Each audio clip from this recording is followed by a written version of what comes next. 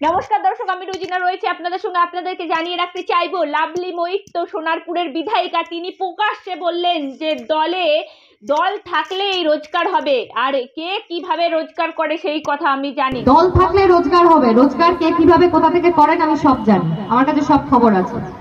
হ্যাঁ, দলটা না থাকলে তো সেটা হবে না। কেন বললেন লাভলি মৈত্র? প্রকাশ্যে তো তিনি মন্তব্য করেই দিলেন যে দল থাকলেই রোজগার হবে। কারণ আমরা তো দেখতে পাচ্ছি তৃণমূলের এক একটা নেতাদের সম্পত্তির পরিমাণ কিভাবে উঠে আসছে। এক একটা নেতাদের সম্পত্তি, যারা নাকি সাইকেলে করে আগে ঘুরে বেড়াতো, তারা কিভাবে রোজগার করে আজকে স্করপিও নিয়ে ঘুরে বেড়াচ্ছে, সেগুলো আমরা দেখতে পাচ্ছি।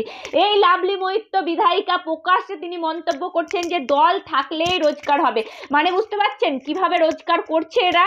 মানে দলে যদি তুমি থাকো, তাহলে তোমার তৃণমূল কংগ্রেসে নাম লেখানো মানে আর তোমার রোজগার শুরু হয়ে যাওয়া, সেটাই বলতে চাইছেন এই লাভলি মৈত্র। তিনি আরো বলেন যে মানুষ আপনাদেরকে ভোট দিয়েছে, আপনারা কোনো কাজ করছেন না, মানুষ ভোট দিয়েছে। তিনি প্রকাশ্যে বলছেন যে কোনো কাজ করছে না তার দলের কর্মীরা। তিনি প্রকাশ্যে বার্তা দিচ্ছেন, তিনি বলছেন যে বুথের কর্মীরা যদি কাজ না করেন, বুথ প্রেসিডেন্ট যদি কাজ না করেন, আমি মমতা বন্দ্যোপাধ্যায়, অভিষেক বন্দ্যোপাধ্যায়ের সাথে কথা বলবো আপনাদেরকে সরিয়ে দেওয়ার জন্য।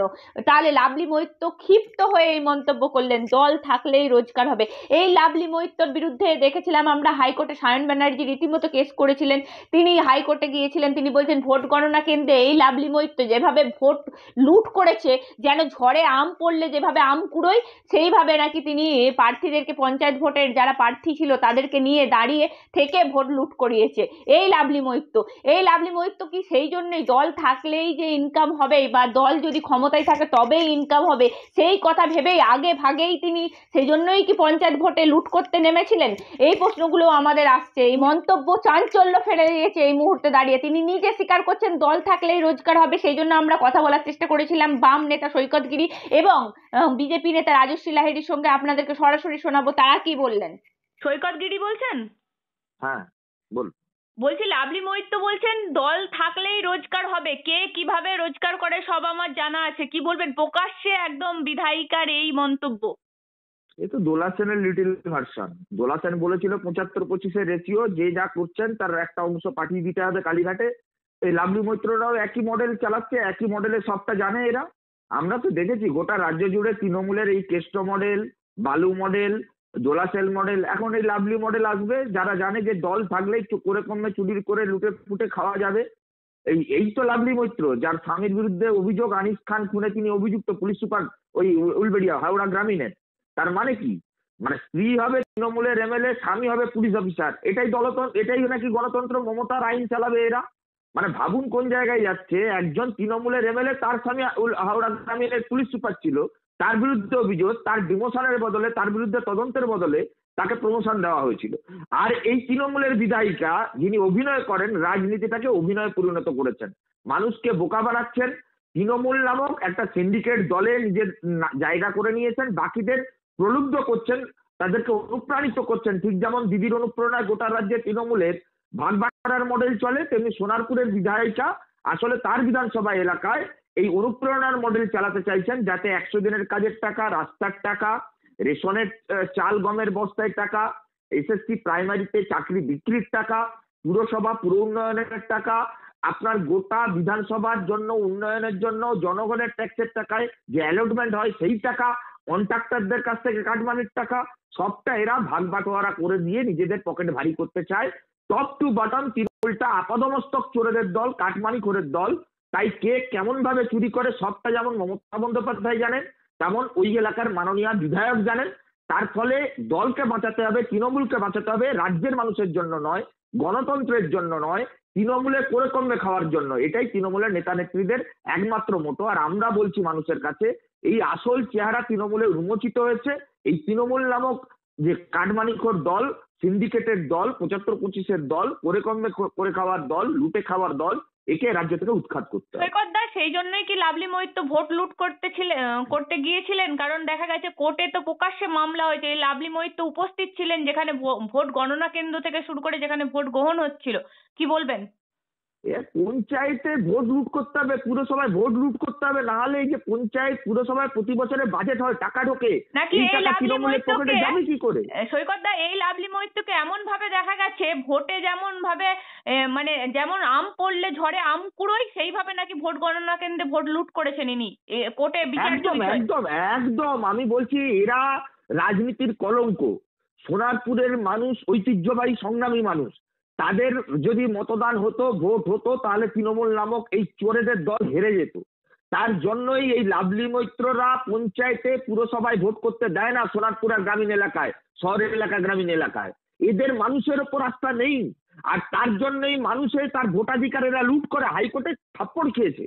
আমি তোমাকে বলছি যে ব্যালট পেপার উদ্ধার হয়েছে প্রত্যেকটাতে বামপন্থী সিপিআইএম এর স্ট্যান্ড দেওয়া রয়েছে। হ্যাঁ, সিপিএম এর তরফ থেকে তো মামলাও করা হয়েছে এই লাভলি একদম মৈত্রের একদম বিরুদ্ধে। একদম একদম একদম, মানুষের ওপর আস্থা নেই, লুট করতে চায় ভোট, লুট করতে চায় নোট।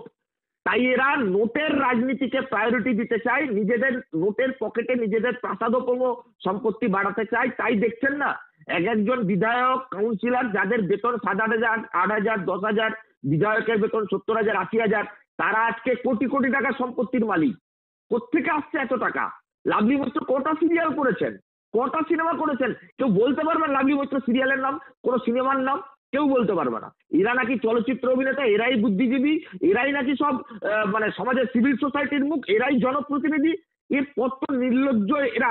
যদি লজ্জা থাকে অবিলম্বে মমতা বন্দ্যোপাধ্যায় তার দল থেকে এদেরকে তাড়ানো উচিত। আপনাকে অসংখ্য ধন্যবাদ আমাদেরকে সময় দেওয়ার জন্য। নমস্কার।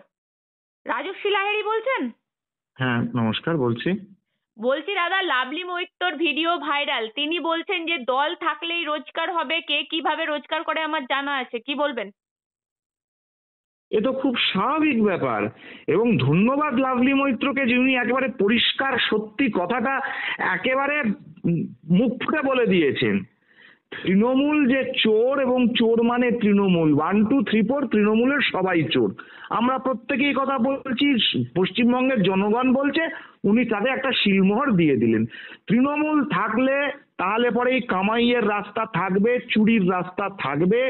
আজকে একদম বর্ডার ডিস্ট্রিক্ট একটা চাপড়া, সেখানে বর্ডারের কাছে রাস্তা তৈরি হচ্ছে রাজ্য সরকারের, কালভার্ট তৈরি করছে, সে বড় রাস্তায় গিয়ে মিশবে, সেটা পর্যন্ত নিম্নমানের সামগ্রী দিয়ে যাতে ভেঙে পড়তে পারে। প্রত্যেক বাচ্চা চুরির আজকে অভিযোগ আসছে। তৃণমূল তো কিছুই বাকি রাখছে না, গরু, কয়লা, বালি, চাকরি, তারপরে এখন বাচ্চা। জলপাইগুড়ির পর এখন পূর্ব মেদিনীপুর, সেটাও সংবাদ মাধ্যমে আমরা দেখলাম কিছুক্ষণ আগে। তো ভালো কথা, তৃণমূলের নেতাদের পঞ্চায়েত থেকে পার্লামেন্ট প্রত্যেকের প্রাসাদোপম বাড়ি, আর এই তৃণমূলের নেতাদের যারা চারানা রোজগার নেই কিন্তু ডিজাইনার পাঞ্জাবি, আইফোন নিয়ে, অ্যাডিডাসের জুতো আর গুচির জামা পরে ঘুরে বেড়াচ্ছে, তো তারা তো কোথার থেকে, কোন সোর্স থেকে তাদের ইনকাম হচ্ছে? ভাইপো চোখ দেখাতে দুবাইতে যাচ্ছে, দাঁত দেখাতে হনলুলু যাচ্ছে, তাকে চুল গজাতে অন্য জায়গায় যাচ্ছে, চোখ দেখাতে আমেরিকার সব থেকে দামি হাসপাতালে চিকিৎসা করাতে যাচ্ছে। ও তো বোঝাই যাচ্ছে কোথার থেকে আসছে। ওই হাজার হাজার টাকা দামের জামা কাপড় পরে ঘুরে বেড়াচ্ছে যারা, তাদের কিসের সোর্স? তাদের ওই দামি দামি গাড়ি, তাদের এই ফ্ল্যামবয়েন্ট লাইফস্টাইল, এটাই বলে দিচ্ছে। খাটের তলার থেকে 52 কোটি। লাভলি মৈত্র এই কথাও বলেছে, রাজশ্রী দা বলছে মানুষ ভোট দিচ্ছে কিন্তু আপনারা দায়িত্ব পালন করছেন না। মানুষ ভোট দিচ্ছে, মানুষ কি আদৌ ভোট দিচ্ছে না, জোর করে ভোটগুলো দেওয়ানো হচ্ছে। দেখুন 40% মমতা বন্দ্যোপাধ্যায় বিধানসভায় 21 সালে যে ভোটটা পেয়েছেন, তার মধ্যে 30% হচ্ছে ছাঁটা দুদেল, আর 10% হচ্ছে তথাকথিত সংখ্যাগুরু সম্প্রদায়ের ভোট। এবারে সেই 30% ভোটও থাকবে না, কেননা পরিষ্কার লাভলি মৈত্ররা এবং মমতা বন্দ্যোপাধ্যায়রা জানেন বগটুই, জয়নগর, দলুয়াখাকি, নাকাশিপাড়া বিভিন্ন জায়গায় কি হয়েছে। সব থেকে বেশি সংখ্যালঘু সম্প্রদায়ের মানুষ এই সরকারের আমলে মরেছে, সেটাও থাকবে না। তাই জন্য ওনাদের এখন নানান রকমের ঢঙের কথাবার্তা বলছেন। মানুষের কাজ কোন দিন করেছে? মমতা ব্যানার্জি বলছেন 100% নাকি কাজ করে দিয়েছে, ঘন্টা কাজ করেছে। মহাকারুণী সারাতে পারেনি 10 বছরে এখনো অবধি। পোস্টার ফ্লাইওভার ভেঙে পড়লো, এক একটা জায়গায় রাস্তাঘাট ভেঙে পড়ছে, বাঁশ দিয়ে রাস্তা তৈরি হচ্ছে যেখানে লোহার দেওয়ার কথা, জাল দেওয়ার কথা, সেটা না দিয়ে মিড ডে মিলে শিশুদের খাবার চুরি হচ্ছে, সেখানে সাপ, ব্যাঙ, টিকটিকি, ইঁদুর খাইয়ে দিচ্ছে। মিড ডে মিলের টাকা দিয়ে উনি কম্বল বিতরণ করছেন, উনি বিভিন্ন প্রোগ্রাম করছেন, দান খয়রাতির প্রোগ্রাম করছেন, বিভিন্ন কেন্দ্র সরকারি প্রকল্পের টাকা দিয়ে এমার্জেন্সি ফান্ড থেকে 3,000 টাকা উইথড্র করে নিয়েছেন, 7,000 টাকা কোটি টাকা কোথার থেকে খরচা করছেন, কিন্তু ওনার দিয়ে দেওয়ার নাকি ক্ষমতা নেই। ওনার 50,000 চাকরি নাকি পড়ে আছে, তো সেখানে চাকরিও দিতে পারছেন না। কিন্তু তো মমতা এই ব্যানার্জি অপদার্থ কথা সব দিলে তো তাই কথা করবে। রাখে। মমতা ব্যানার্জি কালকে যেভাবে প্রধানমন্ত্রী সম্পর্কে আক্রমণ করলেন, কি বলবেন? মমতা ব্যানার্জি ভাবছেন ওই বিজেপি এনআরসি সিএ জুজু দেখিয়ে সংখ্যালঘু সম্প্রদায়ের ভোটটা যদি উনাকে ধরে রাখা যায় 30%, কিন্তু কালকে তাহলেই যেভাবে উনার অনেক। যে মন্তব্য করলো রাজস্বীদা, যে মানে যে কুৎসিত মন্তব্য, তিনি আমরা মুখেও আনতে পারবো না, কি প্রধানমন্ত্রী সম্পর্কে কি বলবেন? মমতা বন্দ্যোপাধ্যায়ের আজকাল খুবই চাপে আছেন বোঝা যাচ্ছে, সে কারণেই গালিগালাজগুলো একটু বেশি বেরিয়ে যাচ্ছে। 21 সালেও ওনার বেরিয়ে গেছিল, উনি কিসের মুখ্যমন্ত্রী উনি বলে দিয়েছিলেন, আজকে উনি আবার সেই একই শব্দ ব্যবহার করলেন গতকালকে। মমতা বন্দ্যোপাধ্যায় চাপে আছেন, উনি এবার সিঙ্গেল ডিজিটে নেমে আসবেন, আর 26-এ হীরক রানী বাই বাই। কিন্তু সায়নী ঘোষরা বলছে তো আপনাদেরকে বাই বাই করে দেবে মানুষ। মমতা বন্দ্যোপাধ্যায় কথা দিলে কথা রাখে। আজকে তো সায়নী ঘোষের আগে 2টো ফ্ল্যাট না 3টে ফ্ল্যাট না 2টো ফ্ল্যাট একটা করেছে, কি করেছে আগে তার জবাব দিক। সায়নী ঘোষ কোথায়? ও তো দিন খবরে ছিল, ও একটু ফুটবল খেলে আবার গর্তে ঢুকে গেছে কেন? কোথায় আছে সায়নী ঘোষ? সেটা বেরোতে বলুন। মন্দিরের বাইরে বাটি নিয়ে ভিক্ষে করতে বসবে বলেছিল, তো জগন্নাথের মন্দির তো তৈরি করছে মমতা বন্দ্যোপাধ্যায়। শিবলিঙ্গে কন্ডম পরানো নেত্রী এখন কোথায়? কেন্দ্রীয় বঞ্চনার বিরুদ্ধে দেখা গেল তাকে রীতিমতো বিক্ষোভ করছে আপনাদের বিরুদ্ধে। উনি ওগুলো নাটক একটুখানি না করলে হয়, ওই একটুখানি নাটক করে আবার ভেতরে ঢুকে গেছেন, ওনাকে আর দেখতে পাওয়া যাচ্ছে না। আগে তো পেট্রোল পাম্প, রাস্তাঘাট অনেক জায়গায় দেখা যাচ্ছিল, এখন তো আর দেখা যাচ্ছে না। কেন? আপনাকে অসংখ্য ধন্যবাদ আমাদেরকে সময় দেওয়ার জন্য দাদা, নমস্কার।